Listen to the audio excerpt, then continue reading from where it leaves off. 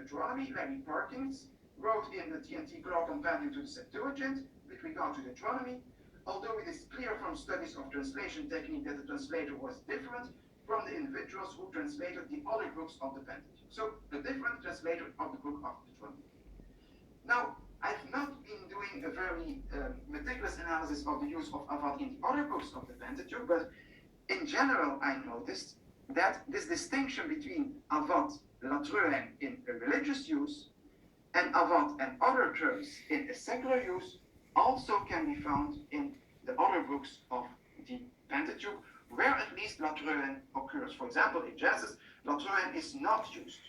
In Exodus, Latruhen is used often, Avad is used often, within the context of, for example, the plagues of Egypt. I will let you go in order to serve. The Greek will have Latruhen.